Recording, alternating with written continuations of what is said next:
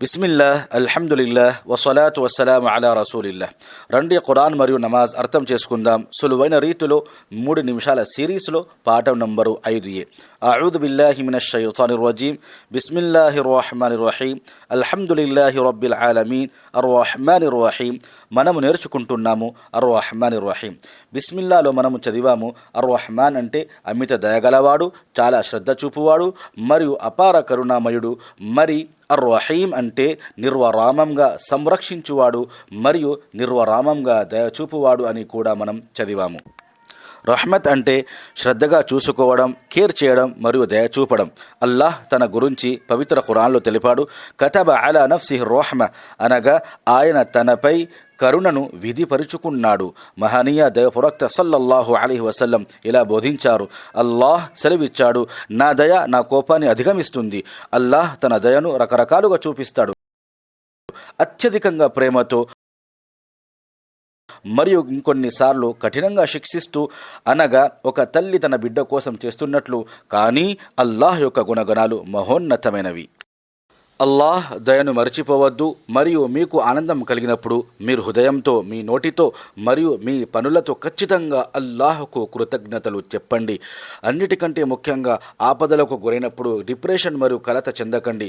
గతంలో మీపై మరియు మీ చుట్టూ అల్లాహ్ కురిపించిన అనేక ప్రేమానుగ్రహాలను గుర్తు తెచ్చుకోండి మరియు సహించండి, ఓపిక పట్టండి మరియు మీకన్నా కష్టతరమైన సవాళ్లను, సమస్యలను ఎదుర్కొంటున్న వ్యక్తులను పరిశీలించండి. ప్రతి దుఃఖము తరువాత సుఖం ఉంటుందని సంపూర్ణంగా అల్లాహ్ యొక్క దయ కరుణలను నమ్మండి.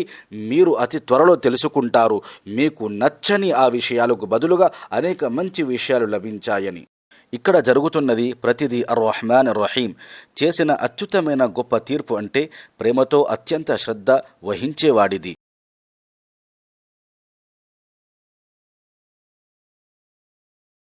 అల్లాహ్ పట్ల ఎల్లప్పుడూ సానుకూల వైఖరిని కలిగి ఉండండి.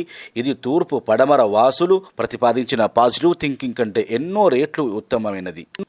మీ గ్లాసు సగం ఖాళీగా ఉందా లేక సగం నిండి ఉందా అనే ప్రశ్నకు మీరిచ్చే సమాధానం జీవితంపై మీకున్న దృక్పథాన్ని మరియు మీ వ్యక్తిత్వాన్ని సూచిస్తుంది. సానుకూల ఆలోచన అంటే మీరు కోరుతున్నది లభిస్తుందని, పూర్తిగా వాస్తవమని మనసుతో నమ్మండి.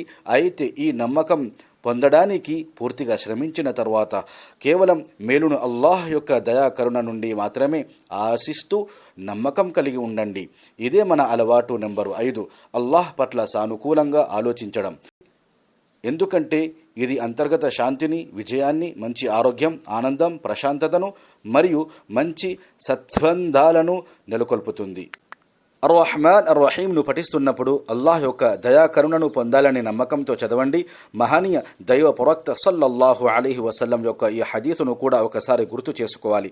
మల్లా యర్హం లా యుర్హం, కరుణించని వాడిపై ఆ అల్లాహ్ కూడా కరుణించడు. ఆయన ఇది కూడా బోధించారు, భూలోక వాసులపై నువ్వు దయచూపు, ఆకాశంలో ఉన్నవాడు నీపై దయచూపుతాడు. అలవాటు నెంబరు 6, ప్రజలతో దయా కరుణ చూపుతూ మెలగండి. ఈ రోజుకు ఇది చాలు. జజాకుముల్లాహు ఖైర్. వస్సలాము అలైకుం వరహ్మతుల్లాహి వబరకాతుహు.